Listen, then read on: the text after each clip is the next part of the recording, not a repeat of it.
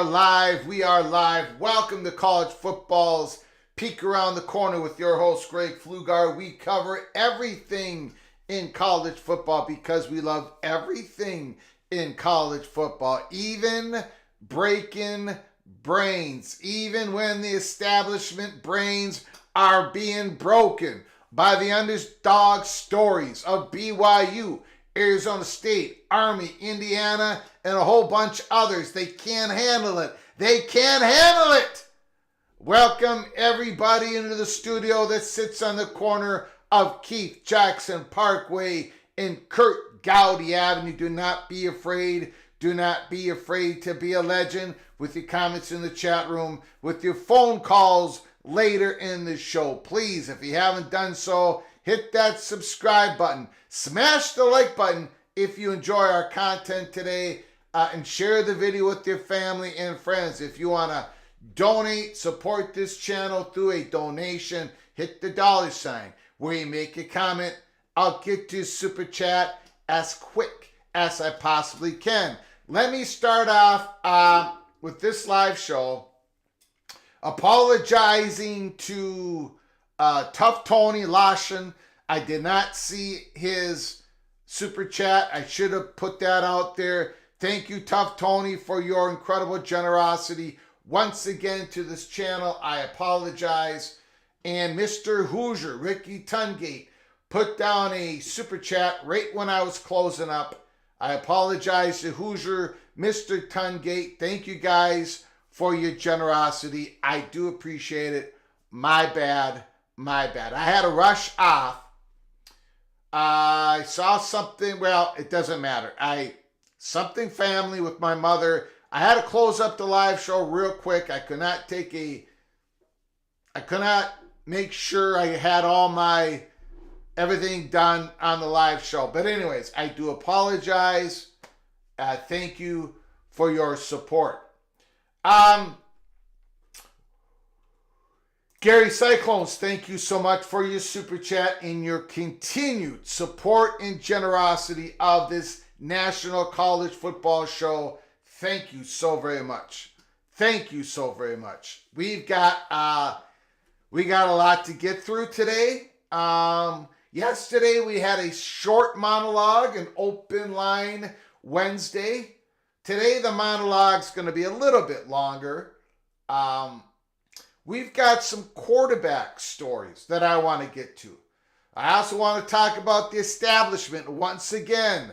Their brains are being broken. This is a whole different world of college football. And I got to say, the PATC family is kind of handling the changes a little bit better than the paid establishment. I wonder why. I would say this. Maybe because of this, not this channel, but maybe because of YouTube, college football, national college football channels like this one. The community, the family, the PATC family is quite diverse. We got the SEC family in here. We got Big 12. We got Big 10. We got G5. We got the ACC. And they're not in their own silos of information. Yeah, sometimes the elbows get thrown here in the chat room. But I think everybody at least kind of sees the other's, argument. But not so much with the national establishment. I think they are in silos that are made of absolute concrete. And I think the underdog stories are breaking their brains. Once again, thank you so much, Carrie Gold Nose. What did I say? Carrie Gold Nose, I hope I did not call you by a different name. I do apologize if I did. I been making a lot of mistakes lately. I don't know what's going on, not just with my picks, but I've been making a lot of mistakes. I do apologize. Carrie Gold Nose. Oh, I called you Cyclone. Yeah, I'm really screwing up. I tell you, I apologize, Carrie. I do apologize. Go Black 45. What's up, PATC folks? Is Oklahoma State getting a quarterback since we don't have one? Well, are you? I mean, somebody, some school out there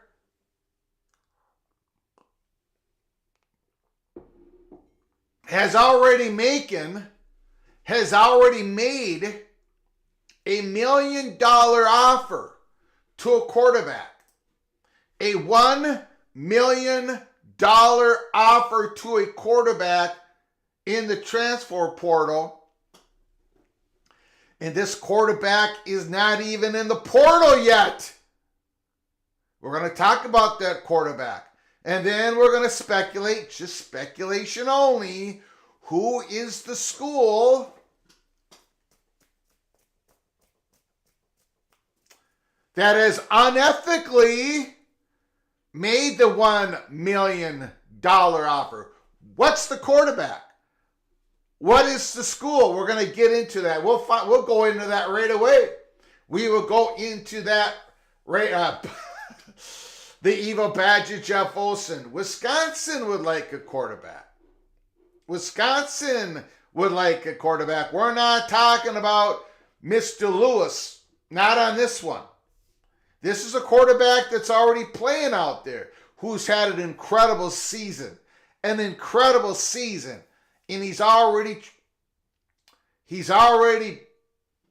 already been attempts to poach him, and he hasn't even finished the season. He hasn't put his name in the portal, and he's already getting $1 million offer. Holy smokes. Holy smokes. Florida State needs everything. Humble Bumble Duck, good afternoon, Greg, and all from rainy Duckville. It was snowy Loserville City here in Minnesota. Snowing yesterday, holy smokes. Let me thank everybody who's come on in. Patrick Bear, Mr. LSU Tiger, Ryan Brooks, Joaquin Morales, Dave B. I still love Jake Watzlaw. So do I. I love the story. I love how he brought BYU for comeback victories. I have been knocking BYU lately. It looks like Greg Sankey might have propped them up a little bit. We're going to get into that as well. We are going to get into that as well. Preston from Greensboro, Go Hills, Mac Brown coming back for another season at UNC. Jose just got out of a meeting. Perfect timing. Thanks for coming on in. George Holton. George Holton, we got a Seminole in the house. Osceola Trucker, Gold Nose. Thanks for coming on in, George. I very much appreciate it. Alabama, Roll Tide. Matt Higgins has made his presence known. Just like Mr. Jalen Milroe. Lately, he has made his presence known. He wants to get back to the playoffs. He wants to get back in the playoffs. Alabama, Roll Tide, Mr. Cougar, BYU Cougar, Kenneth Stromness is in the house. Ooh, Sparty, Go Green. I think the Spartans, things that got a little pear-shaped here at the end. But the Spartans, I think maybe Mr. Anthony Carlson will read me the riot act. Maybe Anthony Carlson will say, fat guy from Minnesota, you have no idea what you're talking about. But I think the Spartans have gotten the season that they needed to get. This was the transition season. It's all about next season for Jonathan Smith, for Aiden Childs, for the rest of the Spartans up there at East Lansing. Anthony Carlson is in the house. My prof. Underdogs are the life of college football. I know this, and I'm a Texas fan. I always root for David versus Goliath, except for, when it's against the Longhorns. My prof is in the house. The big Lubbock, Florida man. Florida man. Again, the evil Badger has walked in to the chat room. Holy smokes. And of course, his brain is exploding. Patrick Bear, I can't handle the truth. Patrick has got to be pretty happy. The Baylor Bears are launching themselves into next year with some stability with Mr. Sawyer Robertson, the quarterback. Holy smokes. Talking about a quarterback on a roll. It is Baylor Bear quarterback. Bill G is in the house. MBM, Oklahoma State. Hello, Sickles. Is it Oklahoma State that has made an offer to a certain quarterback? I don't know. I do not know what the answer is. Bimba, 7579, go blue. Nathan Campbell's coming on in here and saying hi. Julian Juju Lewis. We're going to start off the monologue with that story. The Colorado Buffaloes. Shedeur Sanders dropping off the car keys to Julian Lewis, the next quarterback of the Colorado Buffaloes. A great indication that Mr. Deion Sanders, head coach Deion Sanders, is not going anywhere. Holy smokes. And again, this is also part of the story of underdog stories are breaking brains out there among the establishment. This is one part of it. Julian Lewis, the second highest rated quarterback in the class, second highest prospect of all in the class, is going to Colorado. Holy smokes. Dante's Inferno Purgatory is in the house. Daniel Gorby, go Nose next year. It's all about next year. Bob Swanger is in the house. Thanks for coming on in, Bob. Mr. Ohio Bobcat, Stephen Vitt. The CFB establishment or the corporate oligarchy? Stephen Bearcat. Bearcat 12-team college football playoff is just a 4-team college football playoff on steroids. Son of Sarek. Pure ESPN, every SEC team is an underdog. Necromancer Pinball ACC in the Big 12 of 14 playoffs and champion plays G5 tournament champs. Big 10 and SEC get the next Sandlot over.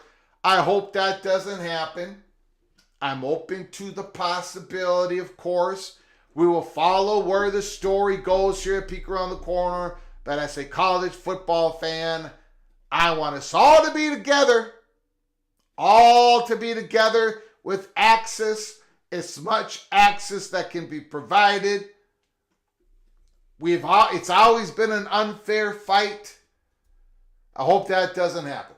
John Teal, Colorado got a big-time quarterback today. Next up, they need the old lineman. Thank you, John Teal. Thank you for your super chats. Thank you for your generosity, your support of this channel. You're a big reason why we can keep the lights on here. Thank you, Mr. John Teal. I do appreciate it so very much. Greg, is it Utah? I don't know. Black Rain, what is new? Well, Black Rain, a lot of quarterback news. And that's not just about Mr. Julian Lewis, who himself has created an earthquake in college football, committing to Mr. Deion Sanders. There's some more college quarterback news out there that we are going to get to. Steve-O, any news on the PATC and the football school? They got to add a football school. They got to add one more, but I have nothing. If I had anything, I would put it in a early Peak Cloak and Dagger episode, and then we'll talk about it live, but I don't got it. Every time I ask about Texas State, I'm told no. I have nothing other than that. I've got nothing. I will keep poking and prodding. Keep poking and prodding. Mr. Hurricane, Rock and Rant.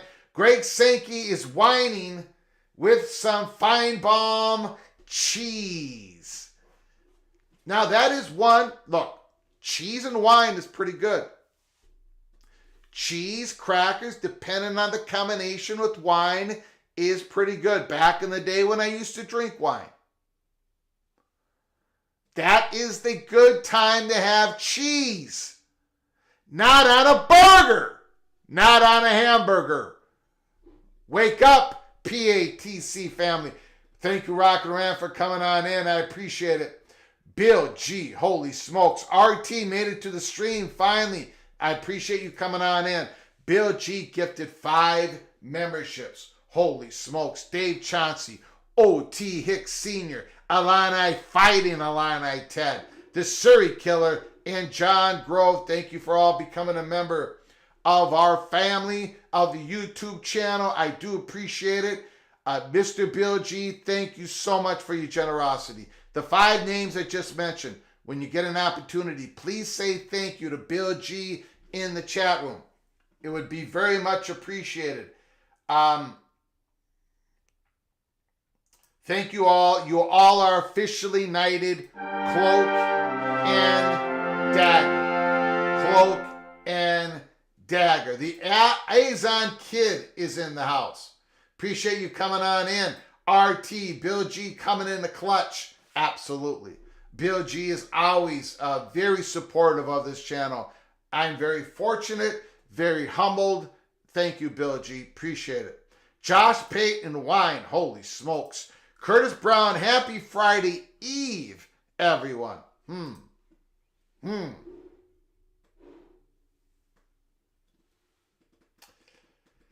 Here comes the Jayhawks. Pinball is in the house. You know what? I could try. Should I try to sing that Jayhawks song right now? I don't even really know the song yet. Should I try to sing it? Why not? Why not? You know, this is a difficult song to sing. This is a difficult song to sing. Let me see if I can find the lyrics.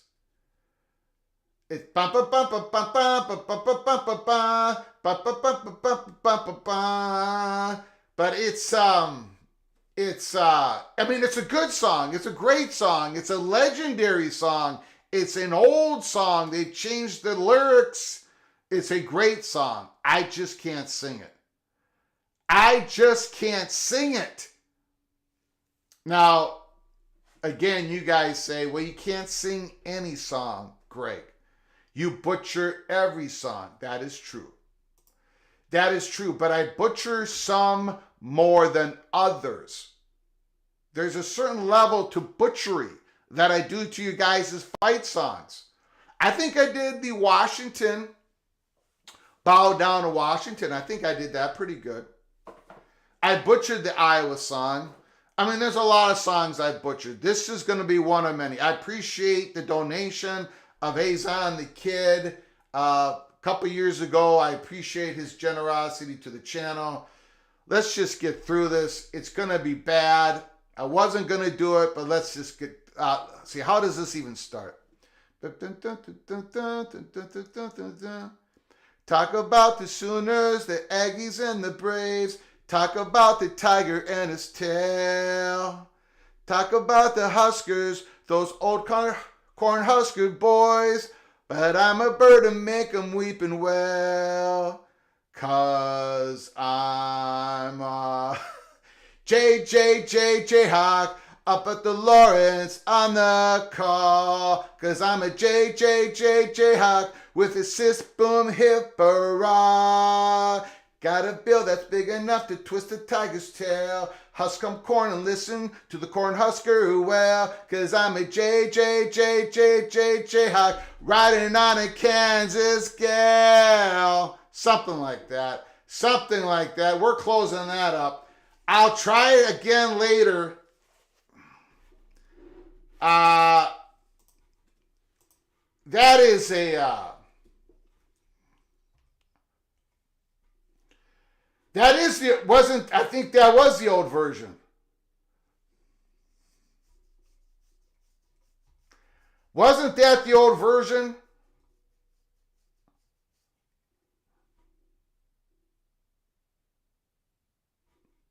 Okay, so I did okay. I did okay. I don't understand the,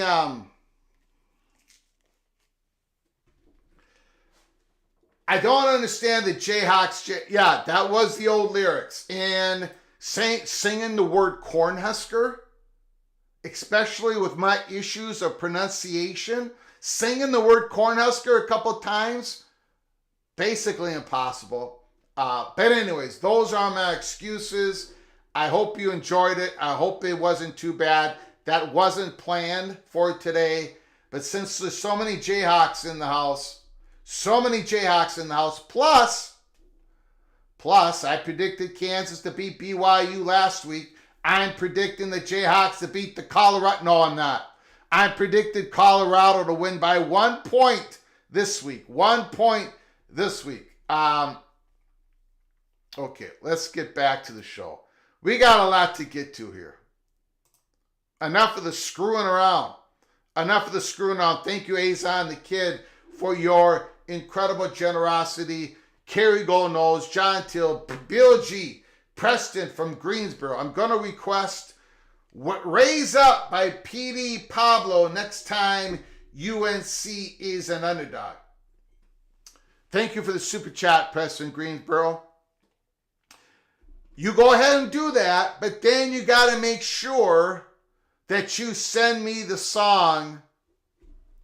Send it to my X account because I have no idea what PD Pablo is. Raise Up by PD Pablo?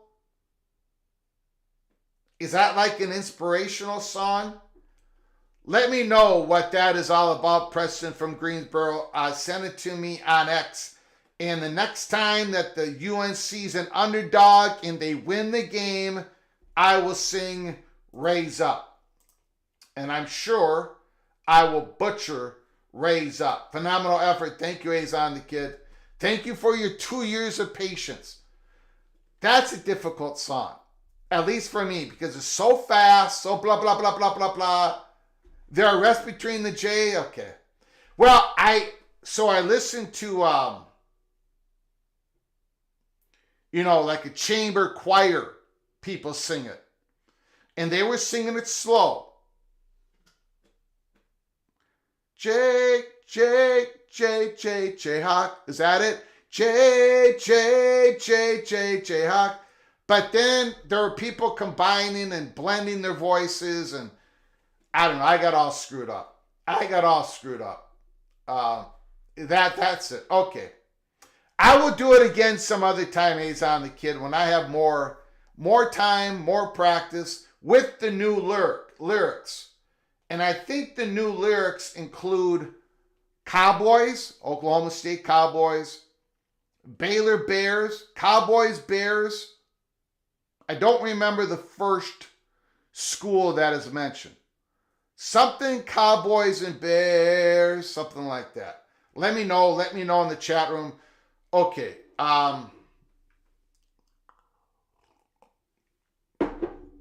College Football Mafia is in the house. Wow, we got everybody in here. Vox Quindaro.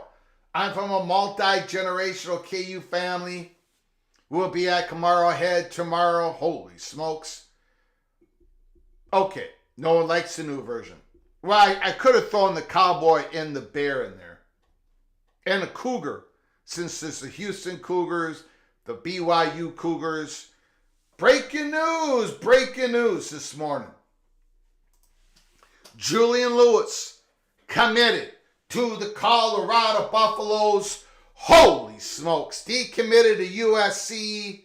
5-star quarterback Julian Lewis, the number 2 recruit in the 2025 ESPN 300, committed to Colorado on Thursday, securing Deion Sanders and the Buffaloes a potentially transformational prospect in the 2025 recruiting class. Lewis announced his commitment on the Pat McAfee show earlier today, sealing his pledge to Colorado just 4 days after ESPN's number 2 quarterback prospect decommitted from USC on Sunday. Lewis will sign with Colorado with the early signing period opens December 4th. Plans to enroll early with the program in January, sources told ESPN. I'm excited for the opportunity to get to work and compete. Colorado wasn't recruiting me until I reclassed, so it was really perfect timing. This is only the beginning. I trust Coach Prime, Pat Schumer, to help me become the player I want to be. The commitment of the coveted quarterback from Georgia marks a monumental recruiting victory for Colorado and secures the Buffaloes a promising quarterback in the final weeks of Sanders' second season as a coach. This does so much for Colorado. It secures, well, if he signs, and it probably will sign with Colorado, it secures a really good recruiting class. It locks in it pretty much, if you read the between the lines, it secures Deion Sanders to remain the head coach of Colorado. It's really good news for the Big 12. It's really good news for viewership, ratings, eyeballs, TNT, bop, bop, bop, bop, and ESPN and Fox. It's good news for everybody in the Big 12. It's especially good news for the Colorado Buffalo fans who've been donating, who've been buying tickets, who've been filling up the stands. Good news for Colorado. Another quarterback news that hasn't been getting the attention. This has been reported in a couple different ways.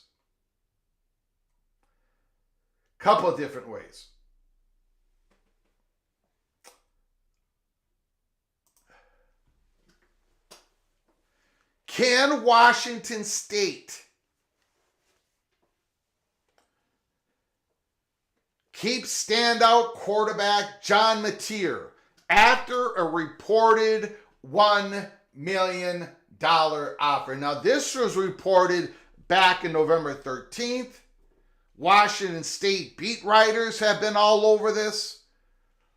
Has this been absolutely confirmed? No, it really hasn't, but John Wilner and John Casano did an interview that was just released today with Mr. John Mateer.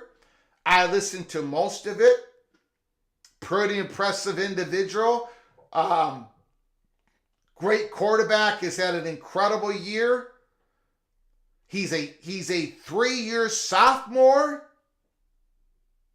Has he been reported? Is it true that he's been given $1 million offer? It seems to be.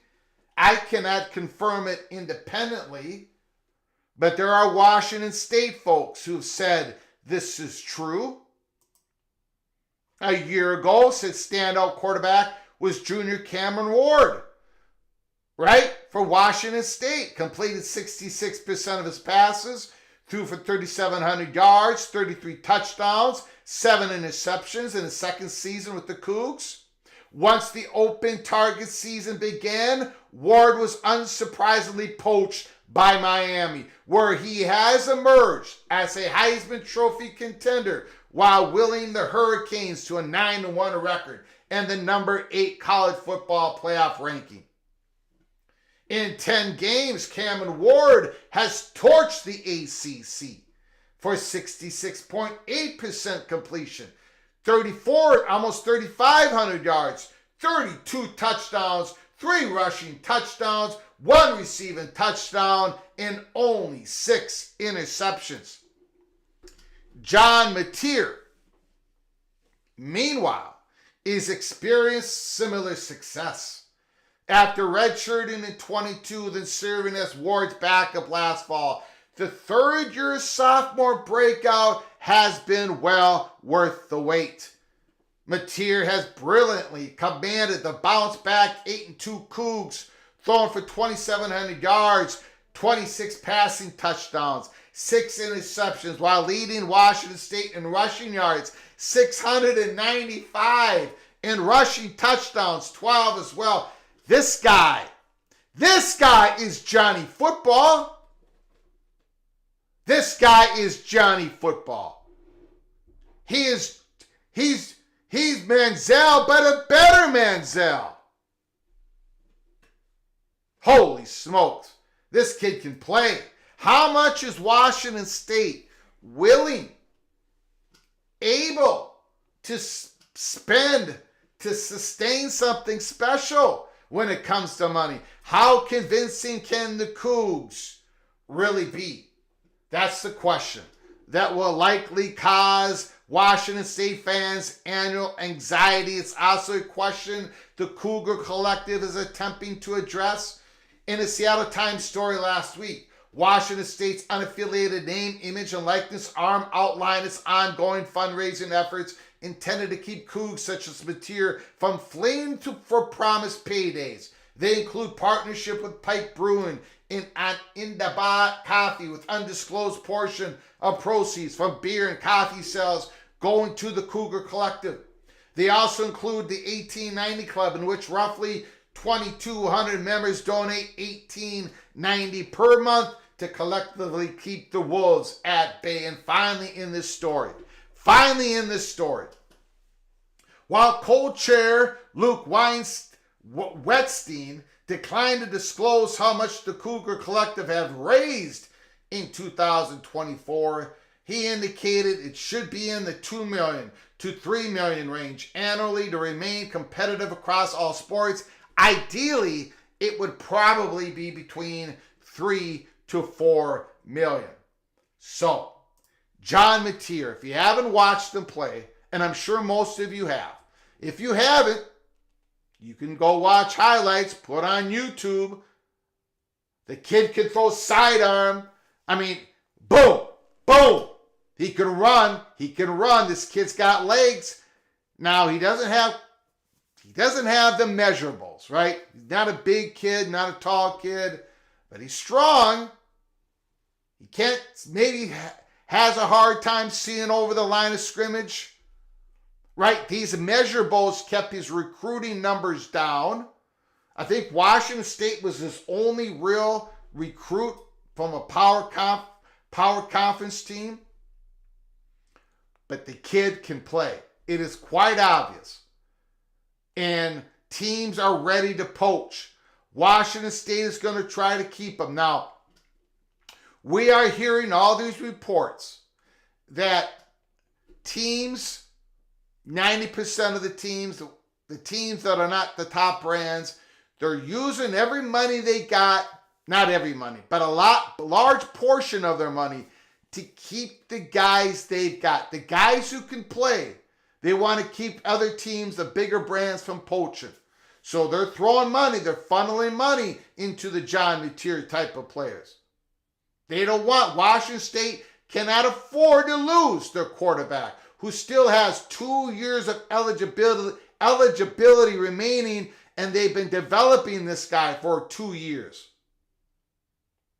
He backed up Cameron Ward last year at Washington State in Pullman, Washington. So this is a story we got to keep an eye on, because pretty soon, I think a couple weeks from now,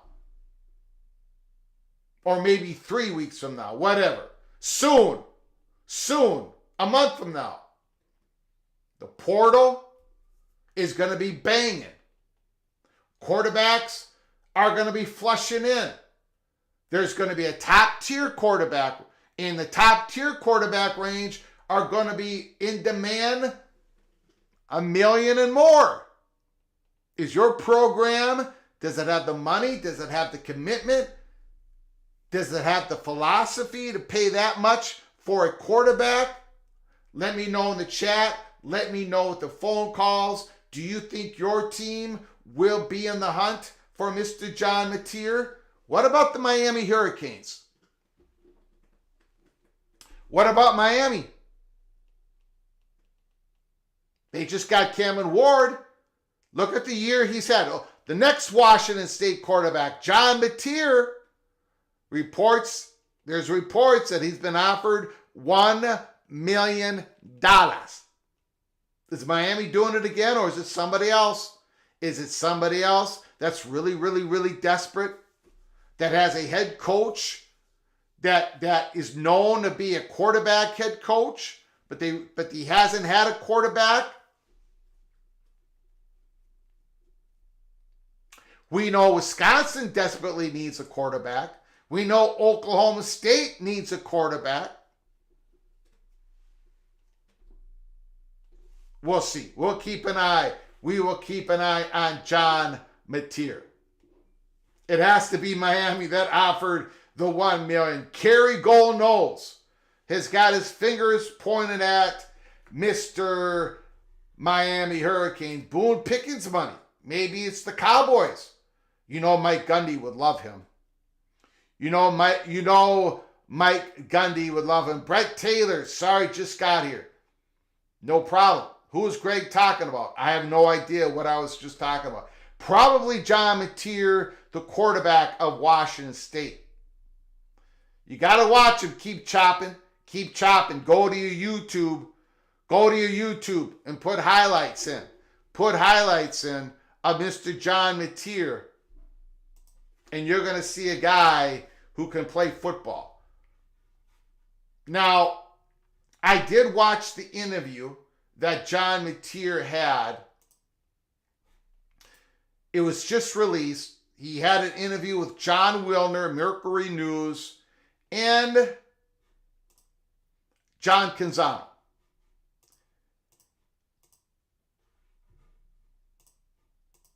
And he did not give the impression that he is looking to leave. I mean, he wouldn't say that anyways, right? He's not going to say that. 2 weeks left of the season. They're 8-2. They still got a lot to play for. They're going to be playing Oregon State here. He's talking about the development. He's talking about how good the coaching staff has been to him. He's talking about his classes, what he's majoring in. I think he loves Washington State. So I am not saying that he's leaving. I'm not saying that he's putting his name in the portal. But there has been multiple reports that the offers are already coming through for John Mateer. And you think, and if there is offers going to Mr. John Mateer, the quarterback of Washington State, before his name is put in the portal, you got to believe that there has been other offers to other quarterbacks from multiple programs, right? College Football Mafia, thank you so much for your generosity. I do appreciate it so much. Mr. Nathan Brown, BYU football viewership continues to climb. How many will watch the 3:30 p.m. Eastern time game, BYU versus Arizona State? My guess, it could be close to 2 million, maybe 2.5 million.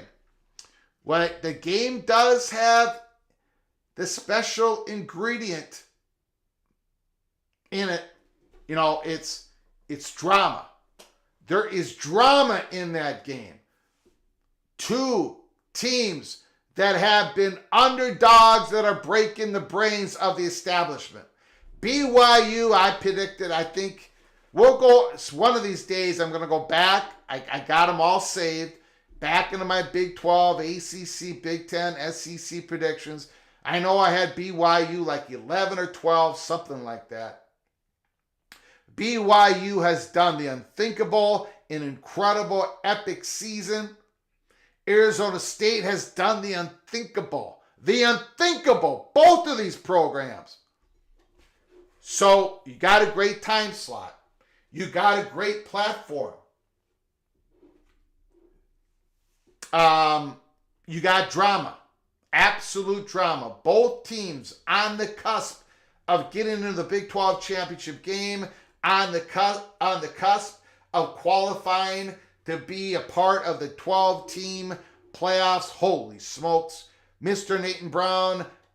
Nathan Brown, College Football Mafia, you are hereby knighted, cloak, and dagger once again. Thank you for your generosity. Thank you for your friendship. I don't know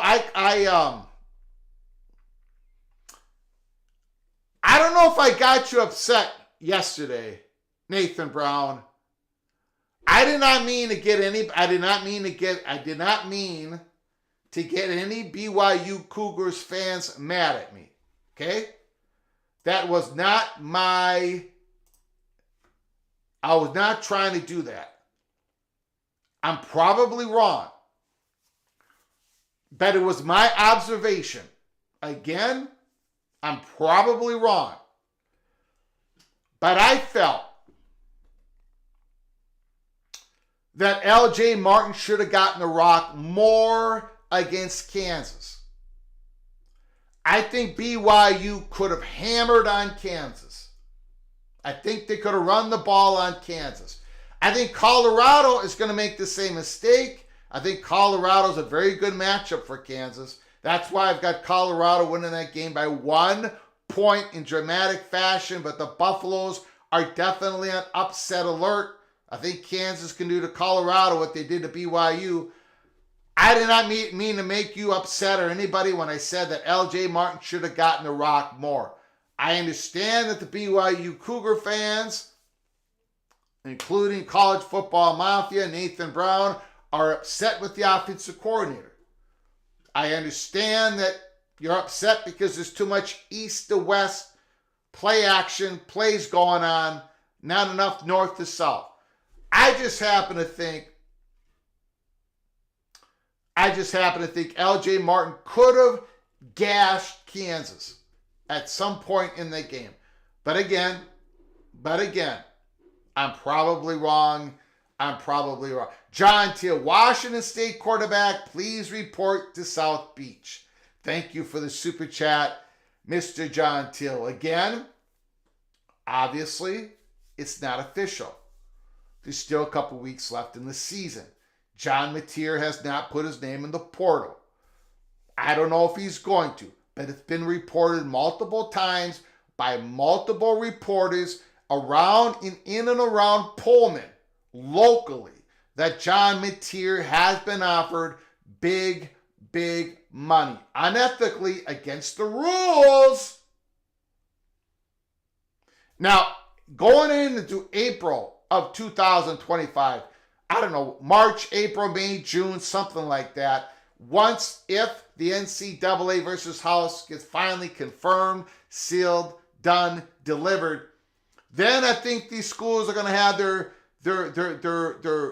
some of the recruits at least signed multiple year contracts. And then if the player goes in the portal, there's a certain buyout. There's certain money that you have to get back to the university, probably by the team that you're going to.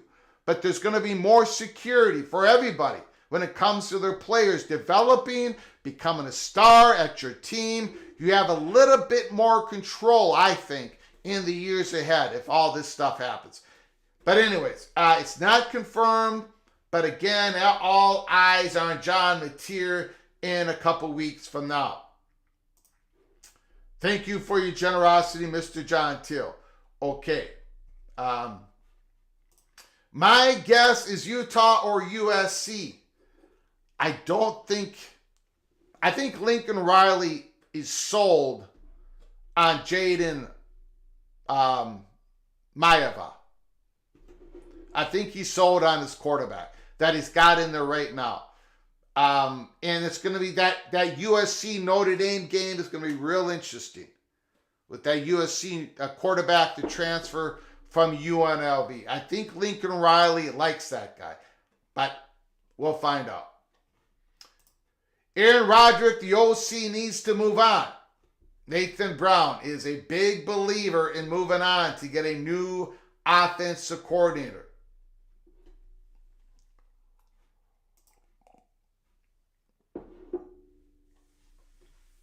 Johnny, Miami.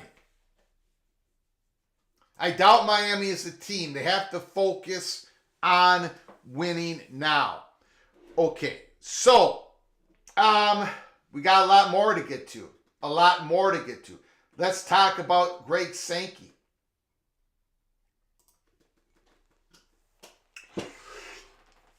Interesting to read. This is Greg Sankey's post of earlier today. The commissioner of the SEC. Interesting to read analysts from others as they examine strength of schedule in college football. It does seem there is a trend to be identified. Once again, Greg Sankey using multiple different platforms in pursuit in his pursuit to push SEC's interests, and that is his job, right? I would wish the other commissioners would do it more. Mr. Rock and Rant did send me a video of Jim Phillips, kind of back in the ACC, kind of back in Miami, in an interview at the ACC network. I think Jim Phillips would probably put out a post on X, but whatever. Of course, Tony Petitti is as quiet as a church mouse on everything. And of course, if you look at the strength of schedule, Georgia, Alabama, Tennessee, Texas A&M, Ole Miss, Texas, and the BYU Cougar fans happen to be pretty happy that Mr. Sankey put this out. Penn State, Oregon, Ohio State, Miami, SMU, Notre Dame, Boise State, and of course, Indiana. Another shot at Indiana.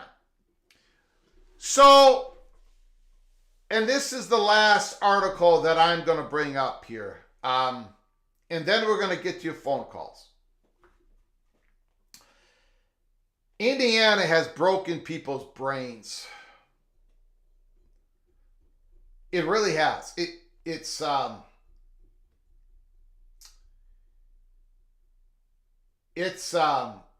underdog stories have broken the establishment brains. Indiana, BYU, Arizona State, Army. If Army would beat Notre Dame, if Army defeats Notre Dame, you're still going to have a whole lot of people thinking, no. Army just played one team. No. They don't have 4 or 5 star recruits. No. Their blue chip ratio is 0.00013%. The underdog stories have broken people's brains. Now, strength of schedule, and I've been saying this from the beginning. Strength of schedule, yes, that's part of the soup. That's part of the soup. That is one of the ingredients. Ball control. Right? Wins and losses are part of it. And the eye test is part of it. All of it is part of it. All of it is part of it. In the mix. The Indiana Hoosiers. Dan Wetzel, I think, wrote a beautiful article today because a certain senator in Alabama, former coach of Auburn, is complaining that Indiana bought their team. And that's why they're undefeated. They went out there and bought their team. Oh no! What are you talking about? What are you talking about? They just brought in players from James Madison. They took a quarterback from Ohio Bobcats. Anybody could have done what they did if they would have hired head coach Cignetti. But it was Indiana who did. And of course, they're the ones who should profit from it. What do you mean, buy a team? What are you talking about? Again, the underdog story has broken the brains of people in Washington, D.C., the establishment, ESPN. Hoosiers. The tale of a tiny high school winning the state basketball tournament is the greatest underdog story ever told out of Indiana. Yet as much as Little Hickory High was an unlikely champion, it wasn't completely improbable. It wasn't. The sweet shooting Jimmy Chitwood, after all, was the equivalent of a 5-star talent. He just happened to grow up on a nearby farm. Not even mighty South Bend Central had an answer for him. The current Indiana Hoosiers football team, the one that sits 10-0, is ranked number 5 in the country, heading into a mega clash no one saw coming at number 2, Ohio State at the Shoe on Saturday. Has no one as heralded as Chitwood. Indiana is a team full of coaches and players that almost no major program wanted. A group who, rather than accept being passed over by big-time, big school recruiters, worked to prove them wrong. Then they still drew limited interest as possible transfers last year. One person did believe in them, a 63-year-old Curt Cignetti himself, an ignored asset. Cignetti spent 27 years as assistant before he could even land a Division II head coaching job. He won in one. Google me. But didn't get to the Power Four until this year when Indiana tapped him. Together, the undervalued coach and his undervalued players clawed their way to the Big Ten, albeit at Indiana, whose 712 losses is the most in the history of the FBS football. They arrived from mostly the Sun Belt and Mid-American Conference. Nobody bought this team. Nobody bought this team. How embarrassing to form a low expectation group. Picked to finish 17th in the 18-team Big Ten media poll, with chips on their shoulders and purpose in their play. Given the chance, they would show everyone they were wrong. 10 games in, mission accomplished. Hollywood endings are hard to find in real life, so who knows what happens in Columbus, let alone beyond. The Buckeyes are nearly 2 touchdown favorites for a reason. The fact Indiana is even here, barreling into a massive late November top 5 game with the Big Ten title and the college football playoff stakes on the line, is a testament to all that is great about sports. Recruiting rankings and preseason perceptions don't move the scoreboard. Fight and work and self-determination can still win out. Can you hear that, Paul Feinbaum? Ryan Rosalio, whatever your name is, and the rest of you establishment hacks. Do you understand this? Recruiting rankings and preseason rankings that have a large to do with your strength of schedule rankings is not the scoreboard. It's not the scoreboard. Army is an America's team. Literally, as the 9-0 cadets head into a similar type game, Saturday against Notre Dame Fighting Irish. Indiana is something different. America itself, or at least the promise of what America is supposed to be.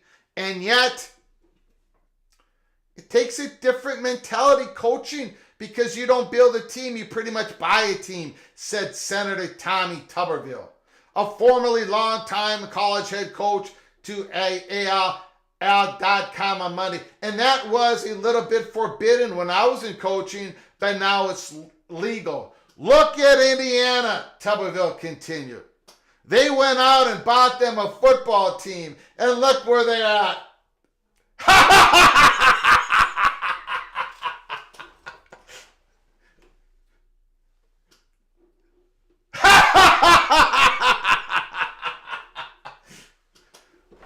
What are you talking about?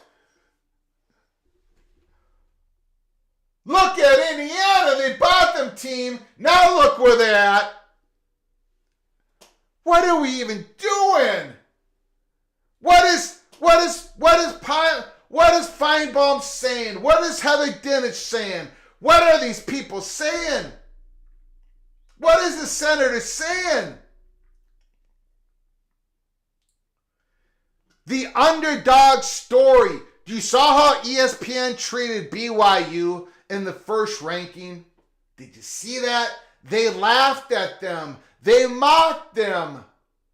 The underdog story has broken the brains of the college football establishment. That's the story. Now, again, I said that at the beginning. I said that at the beginning of the show. This college football YouTube channel, and there's others out there, national college football channels, there's not many. And I don't blame people, because it's people have their reasons. They do their one team or they do their one conference. It's great content. It's hard to do a national show, but if you do a national show, and if you look at the chat room, and if you allow phone calls to come in, there's disagreements. There's disagreements everywhere. Of course there is. Thank God there is, because if there wasn't disagreement, and if we didn't have the platform to disagree with each other with respect, boy, the show would be absolutely boring. But because we do all this, nobody's brain is broken here. Nobody's brain is broken here. We disagree. We disagree. We disagree. I know, I think the eye test is really important. And of course, I think my eye test is brilliant, as I'm sitting here with a 53-73 record against the spread. So of course I'm a moron, but I'm biased. I'm biased to my own bias. Whatever. I'm wrong. I'm wrong. Eye test is important. How you're playing at the end of the season is important. Your record is important. Strength of schedule is important. All of it is important. But it's also important not to have your brain broken to the point where you cannot identify an underdog story that is legit. It is real. It is as real as it can be. All you got to do is watch a handful of Indiana football games this year. All you got to do is watch how that offense works, and you say, yeah, they're legit. Now, are they going to get blown out by the Buckeyes and fall out of the college football playoff race? That could happen. That might happen. That might happen. Could Army get blown out by Notre Dame? Yeah, that very well could happen. Could Arizona State stub their toe badly against BYU? Yes. But the job that Dillingham does, Mr. Sparky, what they have done at Arizona State is remarkable. What BYU has done this year is remarkable. These underdog stories are remarkable, and I'm enjoying them. And of course, these teams should get a good shot at the playoffs. And I'm sorry. I am sorry. This has shown a spotlight to many of those who sit in their establishment ivory towers, this new world of college football, where we're not just having 4 teams make the playoffs, have broken many, many, many brains out there. Really, it's unbelievable. There's more names that I could say. There are more names that I could say, but I won't. Okay, there is more to the story here. Tubbaville and all that. I think I've said enough. We're going to go to your phone calls. Let me open up the phone lines. There is another story out there that I want to get to, but we're going to wait for a while. I actually want to talk about Army a little bit. Again, this show is for the underdogs who have broken the brains of the establishment. The phone lines are now open. 763-260-1333. 763-260-1333. Indiana needs to buy that Washington State quarterback. Hold on.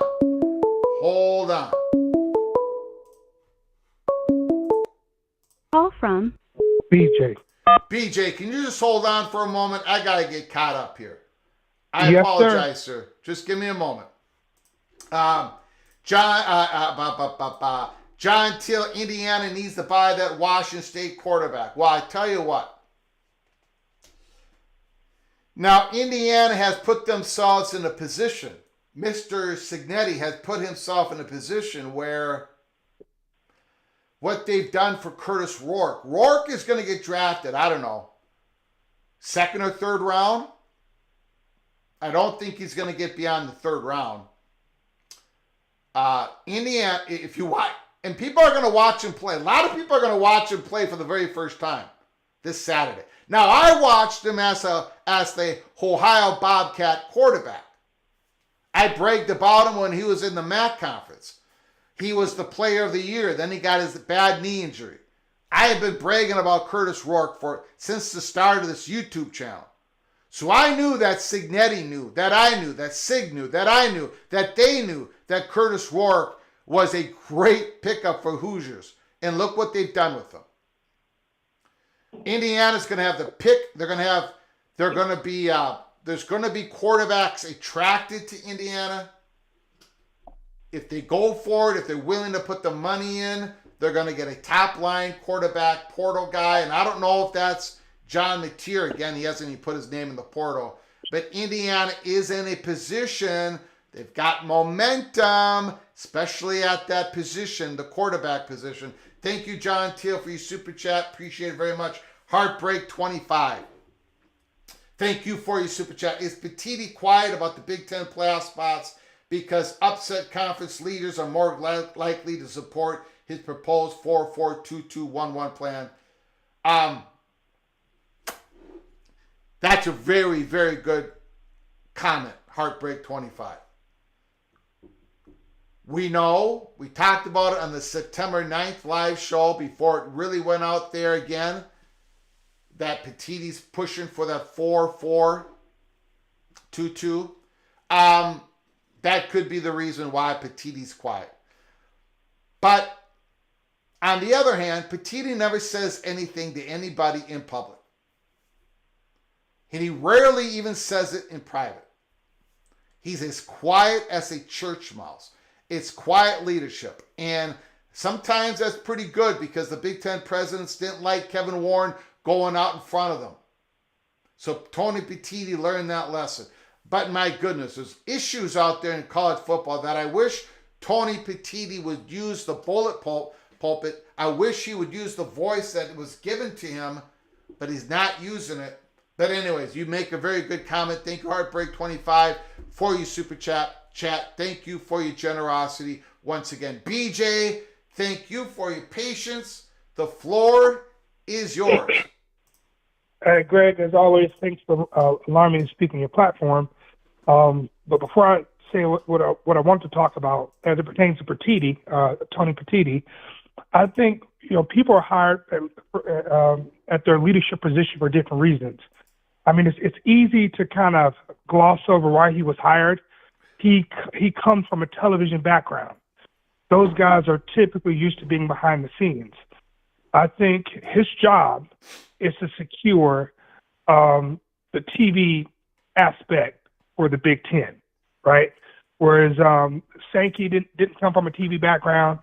Right? He came from athletic administration. Same with Jim Phillips. So I'm not saying that Petitti should speak or he shouldn't speak, but understanding his background and understanding where the Big Ten was when he got there, I can see why he's not the vocal guy. However, I do think the Big Ten needs a vocal national person to kind of do the heavy lifting for the marketing and the branding for the Big Ten. But I'm not at all I don't feel any kind of way that Petitti doesn't speak. His value will be seen on how these TV deals are constructed and his power when it comes to the CFP. If the Big Ten and the SEC get their 4 teams and they get their automatic bids, I think his job is well done.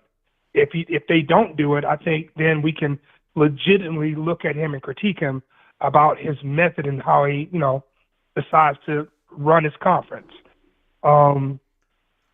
But what I want to speak about today was it's funny, man. It's like when I follow college football, I remember last year when the ACC was up in arms, right? And the overall sentiment was Florida State are crybabies, the ACC is crybabies, right? And I think the same thing, and we were told we don't have to worry about that next year. 12 teams going to get in, so you don't have to worry about rank and rage, right?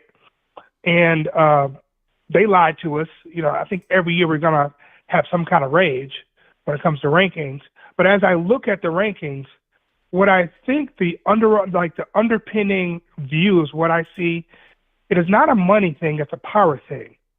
Because last year when the SEC was at Georgia lost, Sankey didn't pound his chest for Georgia, right? He didn't pound his chest for Georgia.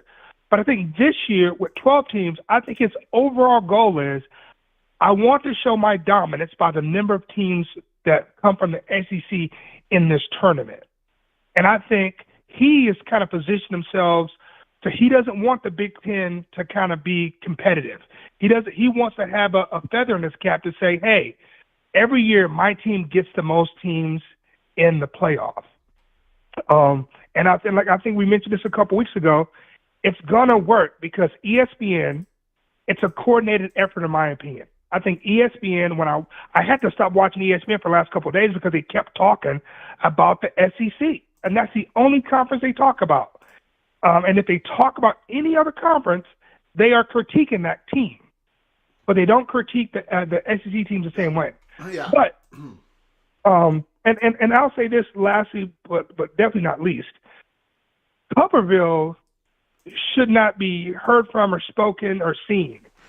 Like and I don't like talking bad about elders, but for him to just lash out at Indiana, right, when Ole Miss coach, Lane Kiffin, is proud about spending a lot of money to buy teams.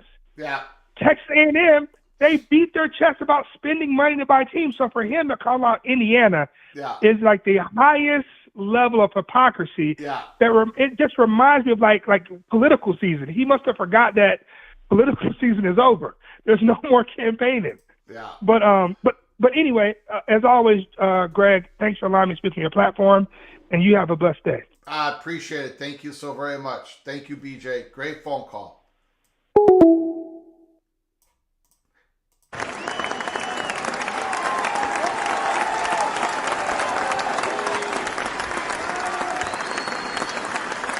I just put up a poll question. Will Dan Mullen becomes Oklahoma's new offensive coordinator? Call from Tristan Fives. Tristan, can you hold on for 1 second, please? Yes. I appreciate your call. I just put up a poll question. Will Dan Mullen becomes Oklahoma next offensive coordinator? That name's been thrown about. Nothing's been confirmed. Not even close. I don't think. But again, Brent Venables needs help on the offensive side of the ball. They've got a spot. I see the vote is very close. We'll give that a little bit more time for the voters. Dan Mullen is having lots of fun at ESPN. No question about it. Kerry Gold knows. We saw what the SEC mind virus did to Florida State last year. Super chat. Thank you so much, Kerry Gold knows, for your generosity. Once again, appreciate it. I very much appreciate it. I hope there's no, before we get to Tristan here, I hope there's no serious quarterback injuries to QB1s here in the last couple weeks of the season with teams on the bubble or are projected to go in the playoffs, because the committee's going to have to treat that team totally different, remember, right?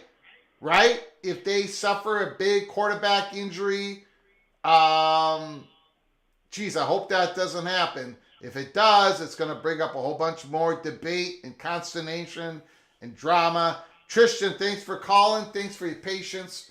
The floor is yours. Thanks for taking my call, Greg. Listen, I was calling in response to the quotes that you shared with everyone that came from Tuberville. And he was, in his quote, I forget exactly how he worded it, but he was saying, hey, look what we got. They bought a football team, talking about Indiana. And Greg, the thing that has to be said here, and I know that this is true. It's just ridiculous that he would say this. The thing that has to be said here is that it's always been that way. I mean, recruiting, for the most part, deals with giving benefits to recruits. This isn't new, right? Yeah. This isn't something that just started with NIL or stipends or anything like that. And, Tuberville surely was engaged in some of that behavior. You can't have any level of success if you're in big-time college football without being involved in that side of recruiting. It just happens. And so I just think it is purely hypocritical. Everyone that was pointing that out was dead on. They were correct. It is hypocritical. And Greg, just to be clear on this, I never believed in the whole student-athlete idea. I always think that these players should be able to get whatever they can get. It's hard work what they do. They put in tons of hours of training and practicing, and that's on top of all the student activities they have to do, all the studying that they're supposed to be doing. So it's actual hard work, and they should get every dime they can get. And I'm happy that it's now finally above the table, but they've always been getting money under the table. And I just think that people should not pretend that his attitude was ridiculous, what he was saying, Tuberville, and also people who lament, the loss of the student athlete and the way things used to be. That's a bunch of hypocritical garbage as well. I mean, unless you're talking about the Ivy League, okay, if you're talking about big-time college football, the Ohio States, the USCs, the Alabamas of the world, it's always been that way. It just needs to be acknowledged.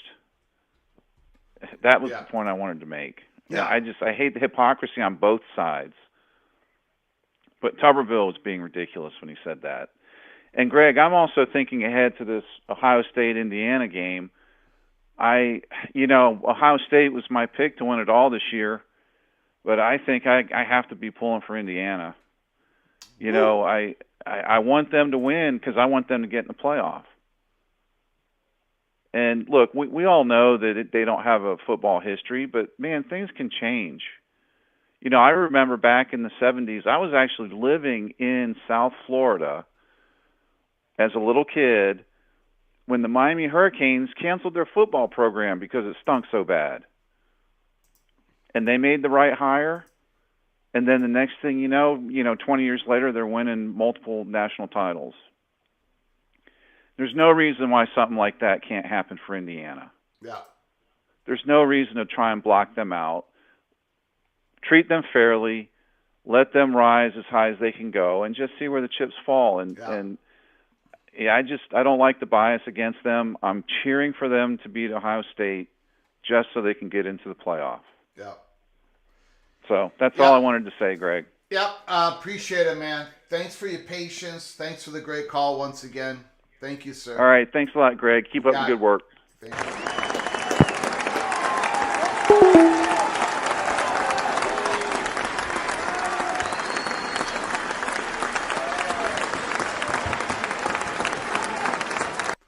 Great call once again. Phone lines are open. 763-260-1333. 763-260-1333. Because your quarterback got injured late in the season,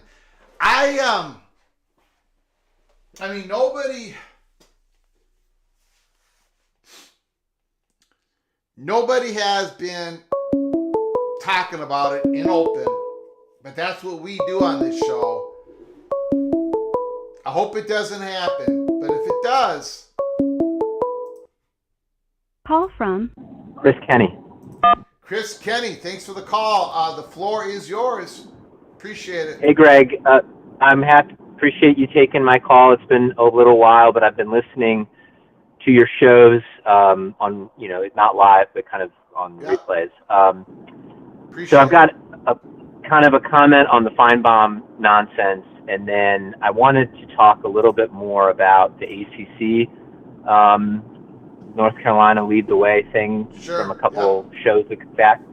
I agree. I listened to your show yesterday. I absolutely think you are correct insofar as like Feinbaum and the others on ESPN are clearly pushing a narrative. Like, this is the theme of the day. We're going to, quote, drive the day with this talking point. And the talking point is, oh, ain't it awful that Georgia's ranked 11th instead of, 7th or 6th. I mean, I really think what's going on here is that I think this is theater. I'm a little skeptical, but I think this will tie into the ACC thing. I'm a little skeptical that it's part of some kind of larger agenda that ESPN is trying to wrest away control of college football and alienate everybody else and kind of create their own universe. I'm not saying it's a 0% chance, but I think it's frankly giving these people too much credit. I don't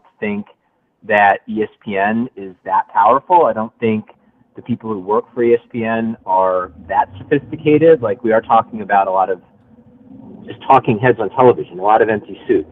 Paul Feinbaum is a hack, right? Like, he's a shock jock that's his roots are in talk radio. I think what we're seeing here is sort of they've got to create some kind of pro wrestling narrative. And why is that? Because the 12-team playoff is necessarily more inclusive. So the driving narrative that dominated the poll era, that then was expanded into the BCS era when the third team, the poll era was, we didn't have a true national championship, and ain't it awful? Then you get to the BCS era, and there's a top two, but sometimes the third team gets left out, and maybe they were more deserving, like Southern Cal was, or like Auburn was when they went undefeated. And so that's the driving narrative, is the BCS stinks, or because it keeps the little guy out. Boise State never has a chance to play for a title. Then we get to the 4-team playoff, and it's the same narrative. Well, who got left out of 5? Should the SEC have gotten 2?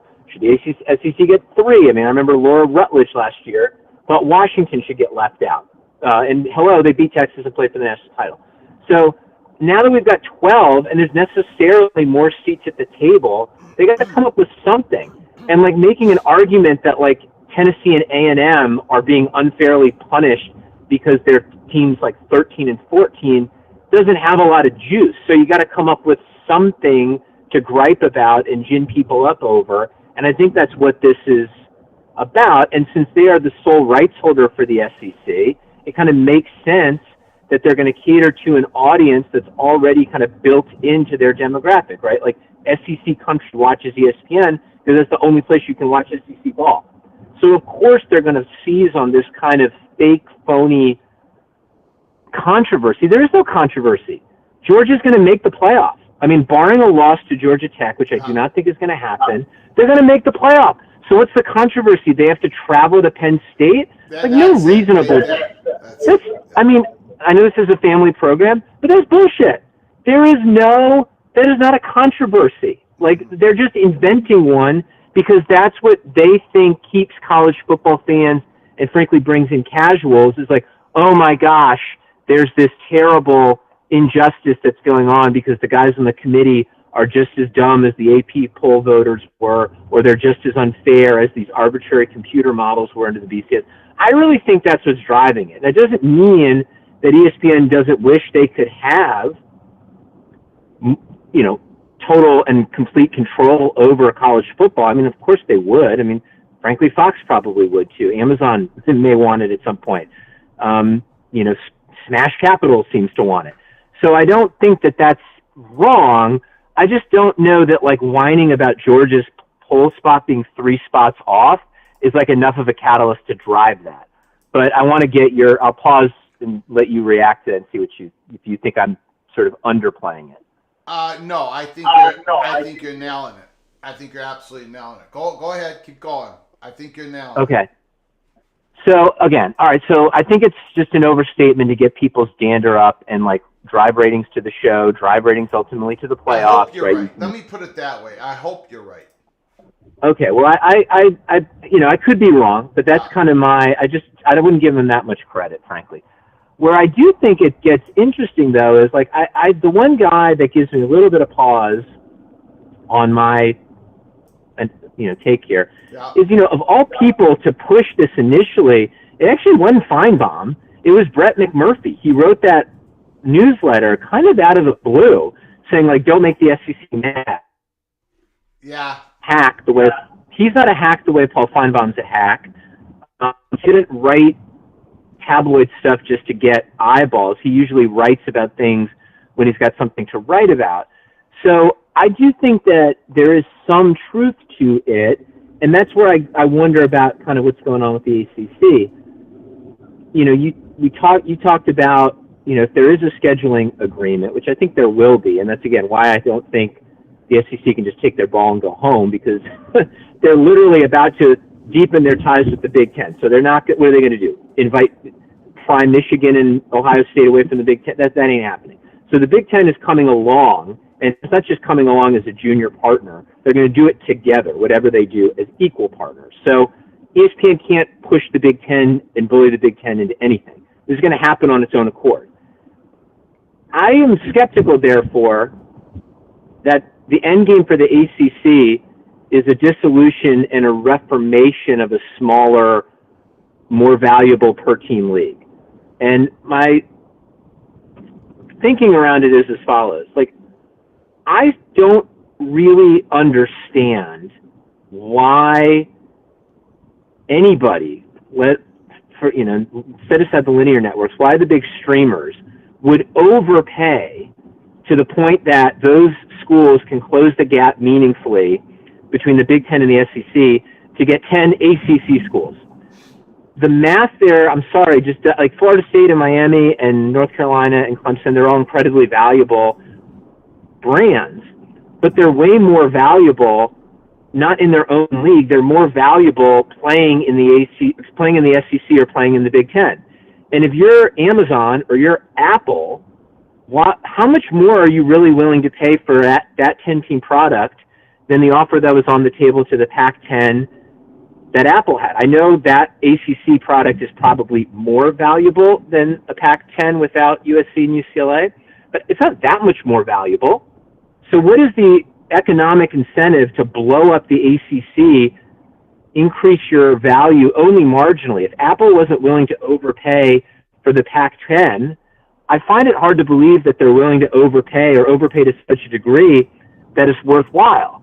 What seems to me to make a lot more sense is the ACC dissolves and they scatter to the wind, and those programs that find room in the Power 2 will find room in the Power 2. I don't see how you could have a contract or some sort of binding agreement that says, okay, us 10 are going to dissolve the league and form our own new league without being bloodied by lawsuits from the remaining schools for collusion and tortious interference.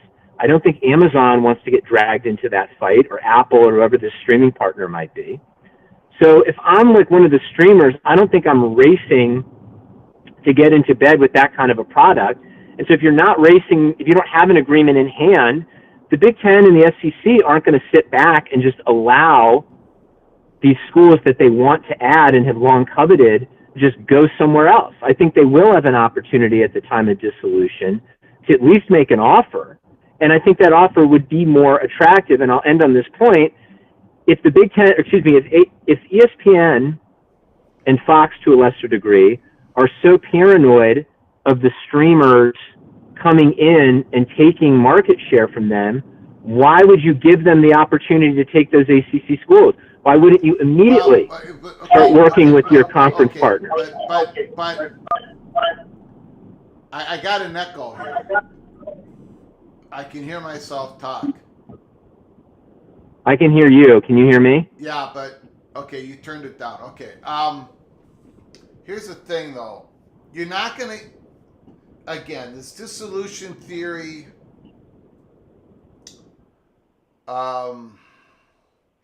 It's really difficult for me to categorize how much potential this has. It's more alive now than it has been, and it is being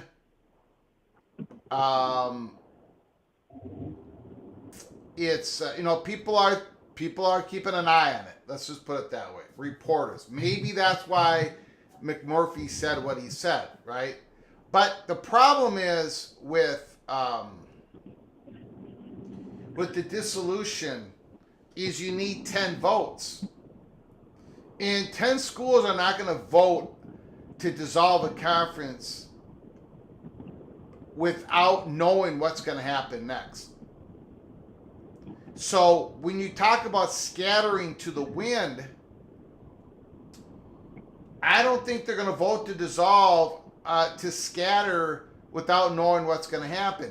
And the Big Ten and the SEC are not going to talk to these schools without them having the legal ability to talk to them. So I think if the dissolution theory happens, if the dissolution happens, I think the heavy chalk is that the 10 schools that vote to dissolve the conference, 10 or more, that they're going to stick together. Now, they might be making a bad economic plan. Maybe it doesn't work. Maybe streaming doesn't want to get involved. But I don't know how you get the 10 vote. Again, the chance of this happening, I don't know, guys. It's probably still somewhat of a long shot, but it's the one way that North Carolina, which I've been told in a couple of different ways, is to get private equity and money into their system for this. Like, this is the only real pathway. It's very difficult. I don't know how you dissolve the conference and then have North Carolina, let's say, go to the SEC, because they're not going to get the votes. They dissolve the conference. Go ahead, sir. Well, I hear you on that. Okay, so you need to get 10 votes. Yeah. All right, so for the Big Ten and the SEC, each get to 20, that's 6 teams, so you need 4 more teams, and you're right. Like, I don't think the Big Ten or the SEC is going to have those discussions while they're still members, right? They didn't do that with the Pac-10. But here's, I guess, the part we're not talking about. What if Notre Dame goes first? Like, what if it's not North Carolina? Well, if Notre Dame goes first, then I think all bets are off. And at that point, what do you want to start a 10-team league for? A 10-team league, by the way, that probably won't have what the ACC has right now, which is a scheduling agreement with Notre Dame football and their membership in all of the sports. Like, so that 10-team product is probably may not be worth as much if you don't have Notre Dame in the mix. So if Notre Dame goes first, then isn't that your opportunity? In this, because it's Notre Dame and let's say it's Notre Dame and Stanford. You've got 6 schools, Notre Dame, Stanford. Pick 2 more: Duke and Georgia Tech, Duke and somebody, Duke and Louisville. Yeah, if this dissolution thing happens, it's the major incentive for this to happen for North Carolina's perspective, which we were told is getting private equity into their situation.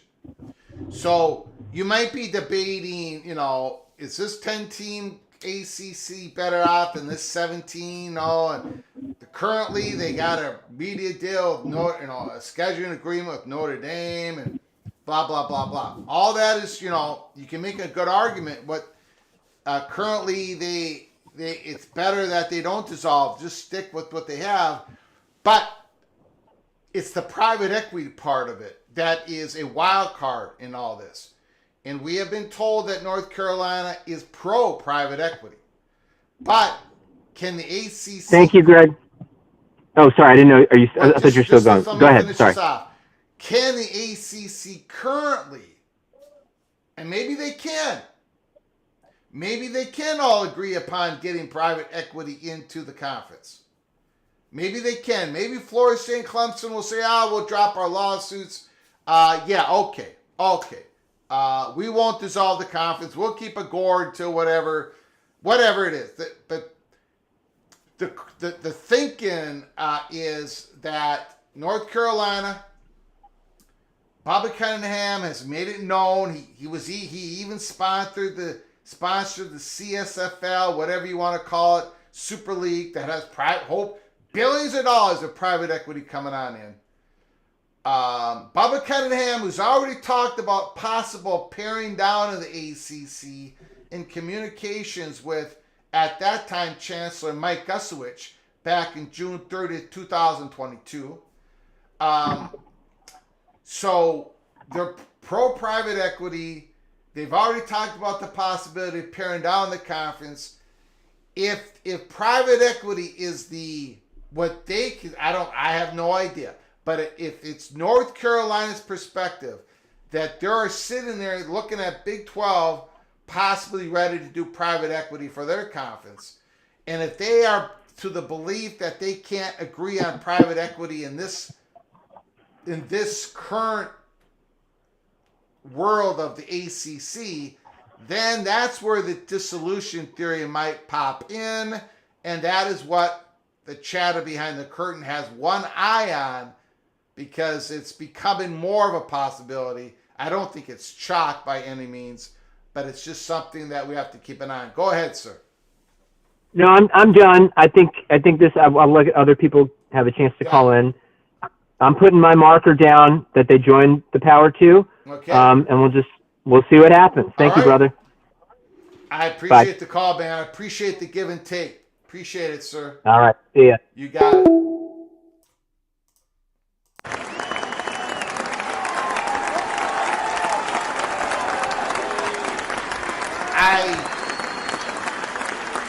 Great call. I don't know. Look, the dissolution thing is, it's crazy.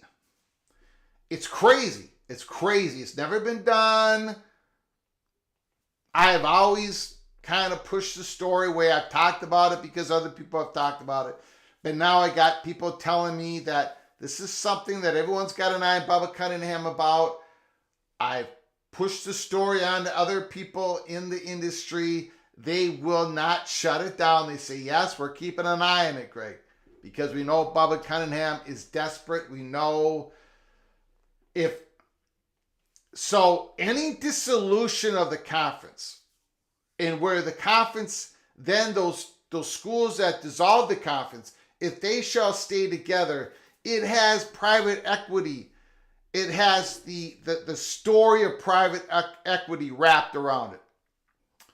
Also remember this. when John Kurtz, who does an unbelievable job, was interviewing Mr. Ross Dellinger, at that time, Yahoo Sports. Ross Dellinger said in that interview during the Big 12 Media Days, when they were talking about the options of Florida State and Clemson, if you listen to Ross Dellinger again, where he said, yeah, maybe he knows that they did, but he said, yeah, the third-party talks with Big 12, which Florida State has done, which Clemson has done, which Louisville has done, whatever, you can take that however you want to take it. We reported that before Ross Dellinger said it, and it's true. What he said was true.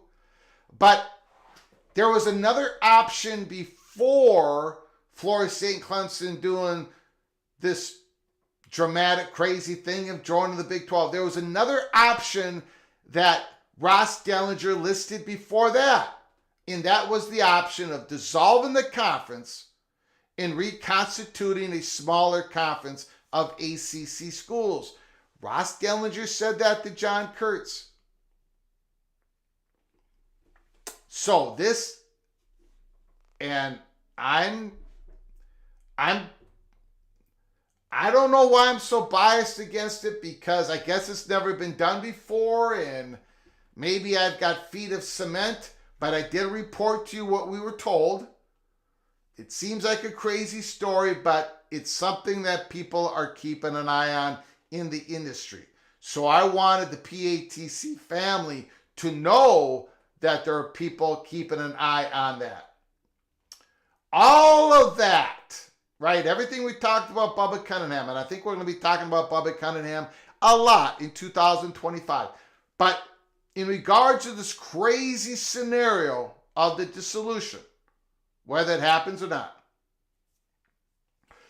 I think it's something to where people are keeping an eye on, to the point where I think maybe reporters, this is speculation on my part, but I think reporters are going to sort of allude to it once in a while. You know, Brett McMurphy said something about better not make the SEC mad. They might grow to 20 to 24. But of course, that would mean that they're taking on a lot of ACC schools, and maybe Kenny, the previous caller, would be correct that they would only agree, that they would do it knowing that they would go to the P2 conferences. Anyways, it's something we're going to be continuing to talk about going into 2025. Because the Big 12, you know, we always talk about how the Big 10 and the SEC are affecting the decisions for Florida State and Clemson, that they may be causing some decisions made in the ACC. What people's perception of what the Big 12 could do in 2025, I also think is going to have an effect on some schools in the ACC, particularly Bubba Cunningham. But again, we'll go back to all that. We are November 21st. We're a month and some change away from 2025, which is going to be as crazy as 2024. Kerry Gold knows, thank you so much for your incredible generosity. What they did at Florida State was long-lasting. It wasn't only a snub. We had a hard time getting top players on the portal after that. Several top recruits did not commit. There was a big difference there, right? You know, if they would have been invited to the playoffs and lost, at least they could promote themselves. Look, we're a playoff team. Yeah, that was a very hard hit to the Seminoles. Now, Mike Norvell did a pretty bad job of talent evaluation on the offensive side of the ball. I think that was systemic. So I'm not sure, you know, of course that what happened to Florida State had some effect on the program. I would agree with you, Kerry, but some of that Some of what happened was either Mike Norvell or his staff, or a combination of both, some serious talent evaluations went pear-shaped on the offensive side of the ball, because that offensive line, receivers, but that's just my take. Kerry Gold Nose, thank you for the super chat. Thank you for your incredible generosity. Once again, I do appreciate it. The Evil Badger, Ryan Willie. I listened to my call on the show. I don't think I call in again because I'm so self-conscious about how I sound. I'm still be the Evil Badger, but I don't think I call in. Ryan Willie, you sound fantastic when you call in. You sound absolutely fantastic. I've got no problem with you calling in. You give a very good perspective. We need your Wisconsin Badger Madison perspective. I want you to continue to call in. And by the way, remember, everybody, Ryan Willie, everybody, you do not sound to other people like you sound to yourself. There's this inner ear, outer ear. I have a hard time talking. I have a hard time pronouncing my words. I used to be deaf. And I was taught that whatever you sound like on tape is not how other people hear you. So keep that in mind. Ryan Willie, you do a fantastic job calling in. I want you to keep calling in if you feel comfortable. But this is the place for you to call Mr. Ryan Willie, the Evil Badger. I appreciate your super chat. I appreciate your friendship. I appreciate your calls. You are the best Evil Badger there is out there, Ryan Willie. Thank you for calling us. Please call again. Please call again. The Architect love your calls, Mr. Ryan Willie. Absolutely. Somebody, Willie, I hope you call again. We need your calls, Mr. Ryan Willie, but it's your decision.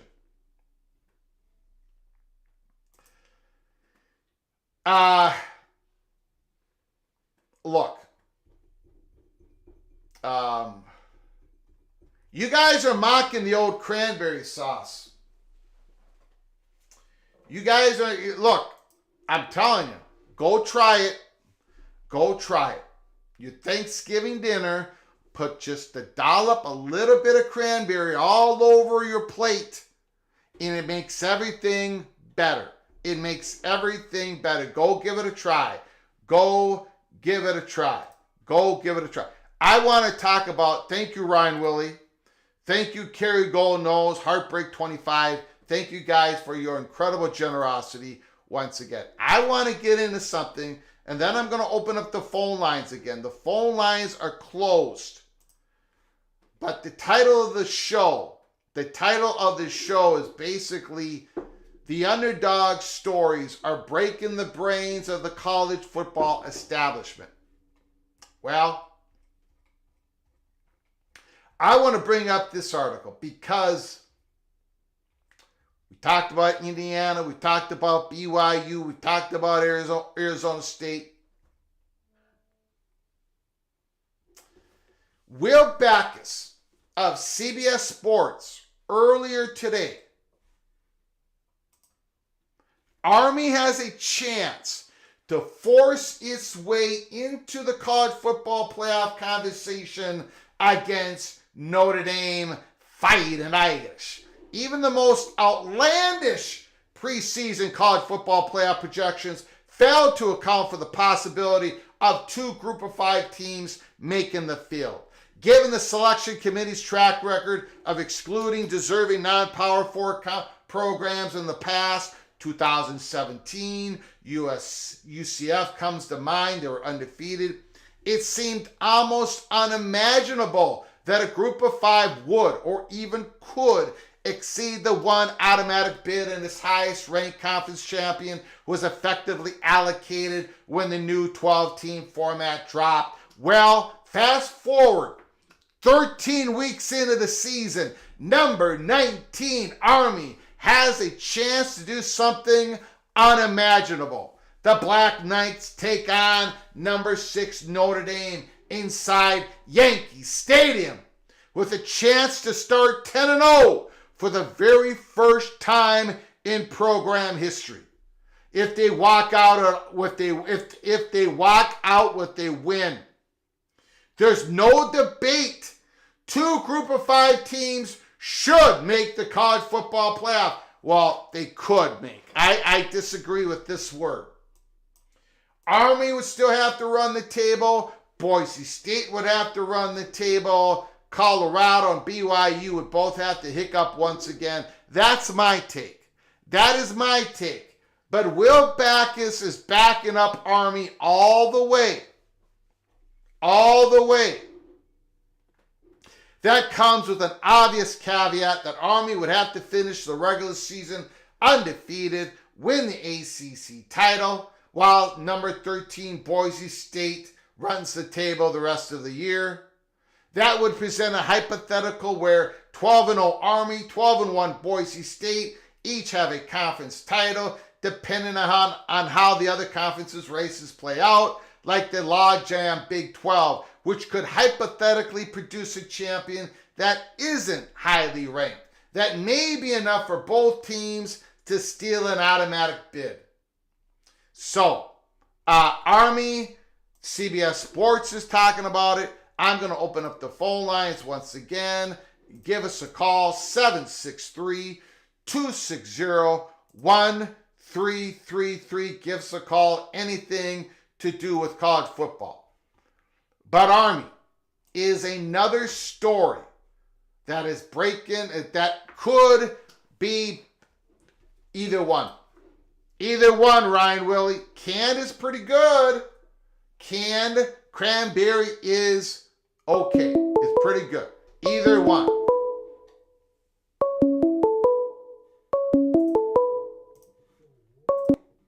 Call from Movie Time Blues. Movie Time Blues. Thanks for calling again, sir. I do appreciate it. The floor is yours. Now, if the intention was to create a situation where more people will root for Indiana this coming weekend, maybe they did their job. Because, I mean, what were they supposed to do? Just lay down and, let other teams walk over them? Like, what's the point of playing some games if some people are going to complain about, this team doesn't seem like a good team because of, the name or whatever. Now, Army, I'm thinking they're going to surprise a lot of people this coming weekend as well. Yeah, I think they're going to give Notre Dame a game. I really do. Do.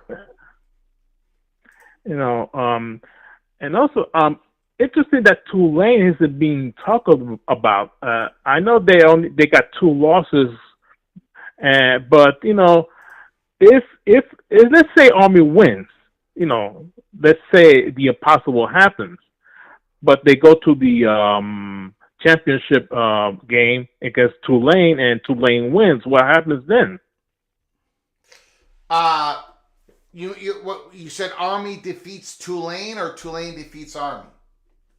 Let's say Tulane beats Army in the conference championship game.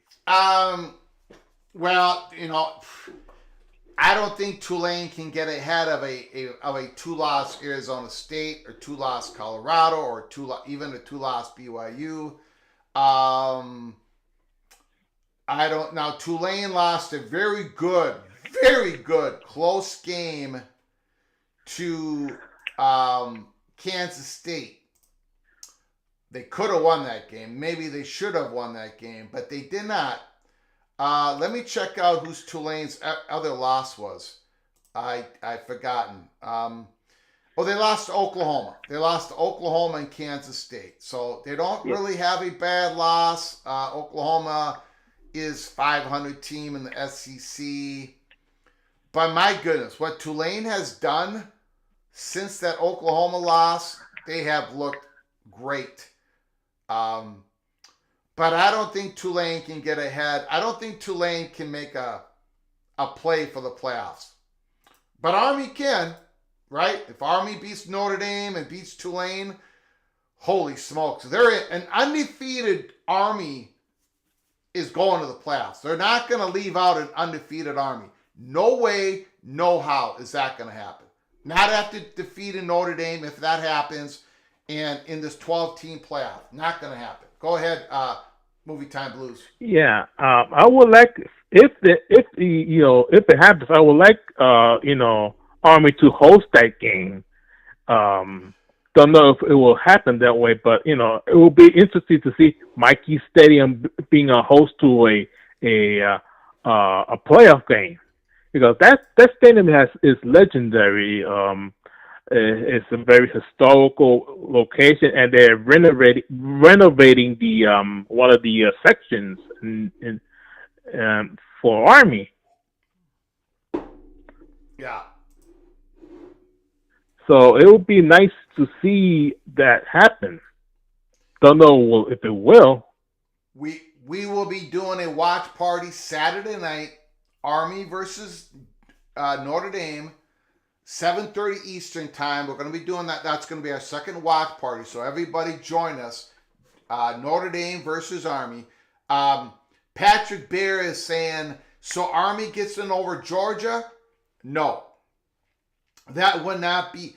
If Army beats Notre Dame and beats a ranked Tulane team, by the way, Tulane is ranked. If Army does all of that, they're going to go in as one of the top 5 conference champions. They're going to move ahead of Boise State. Regardless of what there is no way Army, an undefeated Army, defeating a number 7th ranked Notre Dame or whatever they're ranked, defeating a top 25, 20, 21, whatever, 24 Tulane. Army is going to bounce in front of Boise State. And if Boise State stays where they are, if they win all their games, and if something continues to, if BYU loses, and there may be not a Big 12 team in the playoffs. Now, that's a nightmare scenario that we've been talking about for a couple weeks. It's still a long shot, but some things have happened since that has made it not so much of a long shot anymore. If Army goes undefeated, they're going ahead of Boise State, and they might, and then it's between Boise State and the Big 12 champion, and who would get the next championship, automatic berth. That is my strongly held opinion. You cannot, if Army actually beats this Notre Dame team and then beats Tulane, and then Army's in. There's no way you're going to have Army out. Go ahead, Movie Time Blues. Appreciate your giving me a little bit more time. Yeah. Now, let's say Indiana wins their last 2 games, and then they go to the championship game. Where will they spot in the playoffs?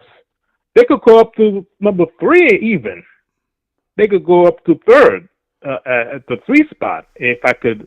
Unless they win against Oregon, then there'll be a lot of chaos. Yeah. I mean, Indiana could cause a lot of chaos Saturday. A lot of people can cause a lot of chaos. I think there's going to be chaos this weekend. There was just a ripple of chaos last weekend, Movie Time Blues. When BYU lost that game, a ripple of chaos. But this weekend is setting up for a whole bunch of chaos. Don't forget about my beloved Golden Gophers. They could cause chaos this weekend. So buckle up, Movie Time Blues. Oh I'm having the Penn State game on mind right now. So yeah. It's this is why we love this this playoff format, because you never know. Like maybe one team that we never thought would slip in manages to slip in right at the last week. Yeah. Thanks for the call, man. I appreciate it. All right. Time Blues. Sure. Thank you. Beautiful job. Thank you, sir. Great job once again. Movie Time Blues.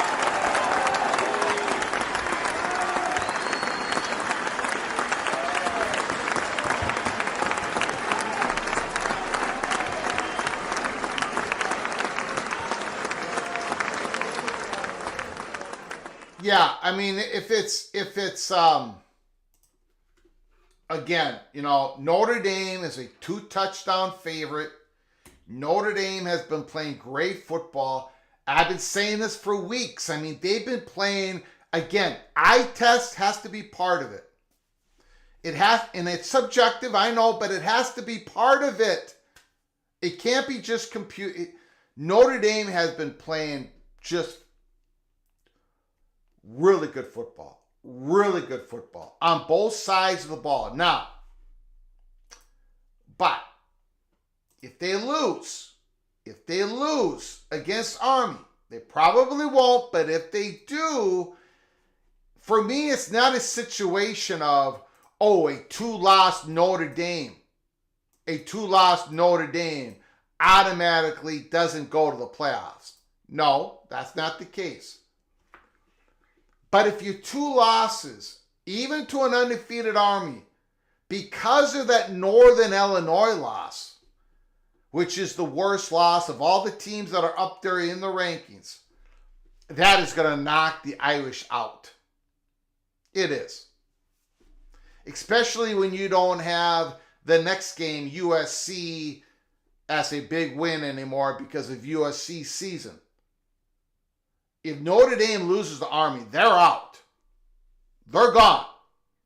Now, because if that happens and they're gone, and then that brings in more room for a possible 5th SEC team or a second Big 12 team or a second ACC team. There won't be a 5th Big 10 team. But you guys get what I'm saying, right? If Notre Dame gets eliminated, that opens the door. That has nothing to do with the conference champion kind of lane that we've been talking about.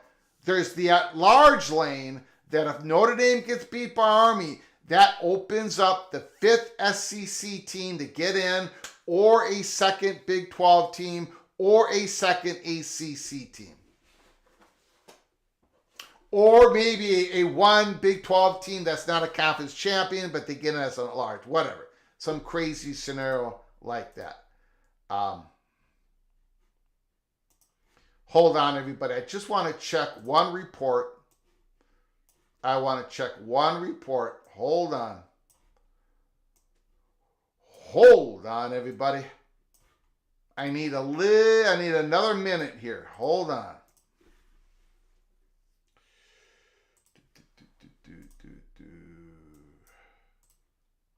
Let me do this real quick.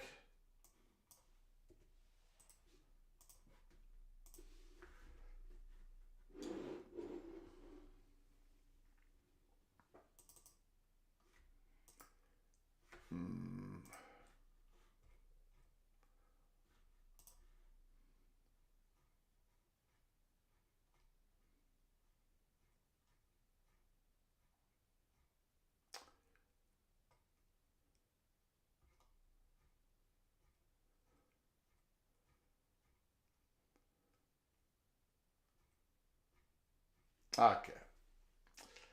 I can't go with that. I cannot go with that. Okay.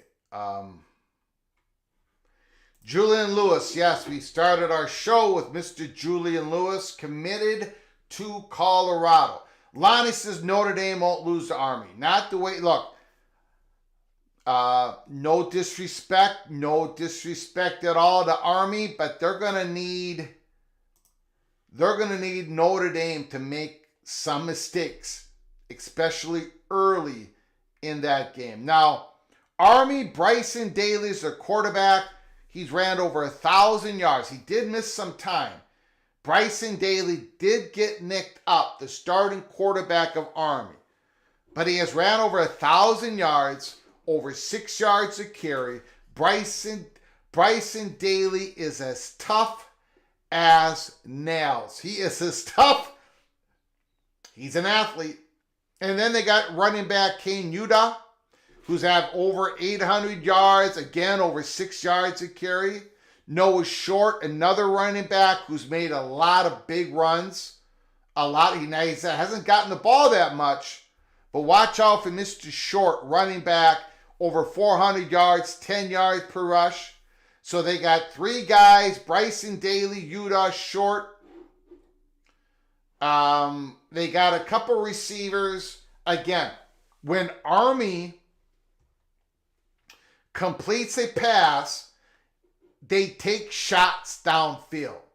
They're not doing this 5-yard and out tight end pass. Casey Reynolds, over 28 yards per catch. He's only got 11 catches, but 317 yards. Noah Short, the running back, he goes for long passes, over 23 yards per catch. Also 11 catches. So when Army, when it's that 2nd and 1, and if they're going to throw it deep. But a really good running game for Army, a really good defense for Army. Notre Dame should win comfortably. They're favored by 14, I believe. Let's take a double check here. Notre Dame is favored by 14. The total is 44.5. 44.5. So long possessions, maybe not that many possessions, low scoring game, Notre Dame Army. Again, we're going to be doing a watch party Saturday night. We're also going to be doing a watch party 12 o'clock noon Eastern, Indiana and Ohio State. So come join us for one or both of those watch parties. We're going to be busy on a Saturday night. We've been on the air for Mr. Longstreet, Jose. The decommitment of Julian Lewis. Not a big deal because we were able to flip Husan Longstreet from Texas A&M. Not a problem. Army against the world. Okay. So we've been on the air for over 2 hours. We're going to shut it down. But before you leave, make sure you are subscribed to our channel. Make sure you have your notifications open to us because we could come on live at any time covering breaking news. I want to thank Kerry Goldnose, John Till, Bill G, Preston from Greensboro, College Football Mafia, Heartbreak 25, and the Evil Badger, Ryan Willie. Thank you for all your donations to help us support this channel, helping us keep the lights on so we can do this every day. Hopefully, we provide information. Hopefully, we provide entertainment. Earlier today, I did sing a short version of I'm a Jayhawk, the fight version, the fighting song of the Kansas Jayhawks. Go listen to it. Go laugh at me. I completely butchered it up. But I want to thank everybody for coming on in. I appreciate it so very much. I'm very humbled that you guys support this college football rebel outpost like you do. Until next time, from all of us at PATC to all of you, please, you all take great care of each other. Thank you so very much.